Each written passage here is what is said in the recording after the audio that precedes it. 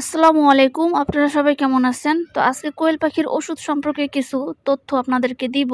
তা হচ্ছে এই যে দেখেন আমাদের যখন কোয়েল পাখি লালন পালন করি তখন তাদের ঠান্ডা লাগে। তো ঠান্ডা, পাতলা পায়খানা, ঝিমানি এবং খাওয়া-দাওয়া ঠিকমতো করে না। তার জন্য এই যে রেনামাইসিন যে ওষুধটা দেখতে পাচ্ছেন ট্যাবলেট, অনেক সময় পাউডারও পাওয়া যায়। তো এই ওষুধটা আপনারা খাওয়াবেন পরিমাণ মতন, তাহলে সুস্থ হয়ে যাবে।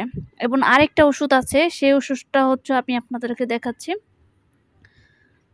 তো যখন আমরা ছোট বাচ্চা কিনি তাদের কিন্তু ভিটামিনের প্রয়োজন হয়। ছোট বাচ্চারা খুব তাড়াতাড়ি বড় হচ্ছে না, তার জন্য এই ওষুধটা দিবেন। এটা হচ্ছে রেনাসডব্লিউস, এই ওষুধটা দিবেন। এটা খাওয়ালে কোয়েল পাখিগুলো তাড়াতাড়ি বড় হয়ে যাবে এবং ওদের ভিতরে ভিটামিন ঢুকবে। তো রেনাডব্লিউস এই ওষুধটা খুবই কার্যকরী একটা ওষুধ। তো আপনারা খাওয়াতে পারেন পানিতে গুলিয়ে পরিমাণ মতো। তো আমরা যখন কোয়েল পাখি বড় হয়ে যায় আমাদের কোয়েল পাখিগুলো, তখন আমাদের এই যে কোয়েল পাখির প্রয়োজন হয় যে ওরা তো ডিম পারবে, তখন ওদেরকে ডিম বেশি বেশি যাতে পারে তার জন্য সেলটা আমরা ব্যবহার করতে পারি পরিমাণ মতো। যেখান থেকে আপনি ক্রয় করবেন সেইখানের দাম এক রকম হতে পারে এবং তারা বলে দিবে আপনারা কতটুকু খাওয়াবেন। বেশি পাখি হলে সেটাও বলে দিবে, ১টা ২টা হলে অল্প পরিমাণ, এবং ওষুধের গায়ে লেখা আছে নিয়মগুলো। তো আপনারা সেই অনুযায়ী ওষুধটা খাওয়াবেন।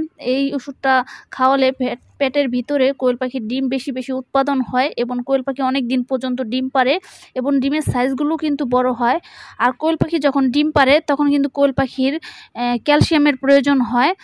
তো সেই ক্ষেত্রে আমরা ক্যালপ্লেক্স ওষুধটা ব্যবহার করতে পারি। এতে করে কোয়েল পাখির শরীরের লোম উঠে যাবে না, কোয়েল পাখি ভালোভাবে ডিম পারবে। কোয়েল পাখি কিন্তু ক্যালসিয়ামের অভাবেই এই হয়, শরীরের লোমগুলো ঝরে যায়। বাজার থেকে যখন আমরা কোয়েল পাখি কিনি তখন আমরা এই ওষুধটা কিনবো, ক্যালপ্লেক্স ওষুধটাও পানির সাথে মিশিয়ে খাওয়াতে হয়।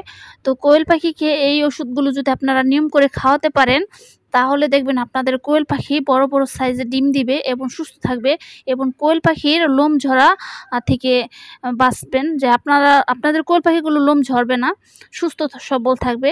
তো আমার কোয়েল পাখিকে প্রাকৃতিকভাবে যে খাবারগুলো দেওয়ার কথা আমি সেগুলোই দিই এবং আমার কোয়েল পাখিগুলো খুবই কম, তার জন্য ওই ধরনের ওষুধের এখনও প্রয়োজন হয় না। আর আমি এখনও ওষুধ কোনো ব্যবহার করি নাই। কারণ হচ্ছে আমার কোয়েল পাখিগুলোকে আমি ছেড়ে পালিয়ে যেভাবে, এখানে কিছু বালু আছে, এখানে তারপর শামুক যা আছে থাকে, তো আমি এখানে ছেড়ে দেই। এখানে ছেড়ে দিলে ওরা শামুক খায়, ধুলাবালি যেটা ওদের প্রয়োজন সেটা ওরা খায় এবং শরীর চর্চা করে, ব্যায়াম করে। তো আমরা যখন খাঁচার মধ্যে বন্দি করে পারি কোয়েল পাখিগুলো, তখন ওরা এত চাহিদাটা পায় না, যেগুলো চাহিদা থাকে ওগুলো ওরা মেটাতে পারে না। সেই ক্ষেত্রে আমাদের কোয়েল পাখিকে ভিটামিন দিতে হয়, ক্যালসিয়াম দিতে হয়।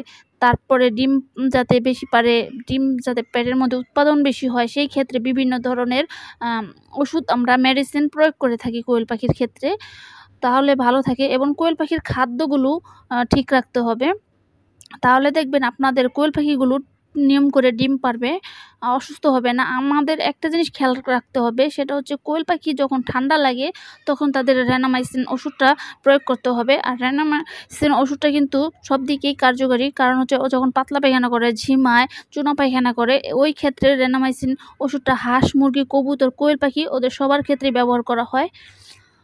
তো এই যে দেখেন এখানে আজকে অনেক রোদ উঠেছে, তার জন্য আমি আমার কোয়েল পাখিগুলো বাইরে ছেড়ে রেখেছি। কারণ যখন রোদ বেশি ওঠে তখন আমার কোয়েল পাখির দিকে একটু খেয়াল রাখতে হয়।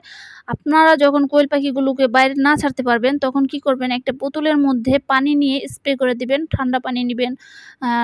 ঠান্ডা বলতে একদম বরফ ঠান্ডা না, মিডিয়াম বা টিউবওয়েলের কলের পানি নিবেন।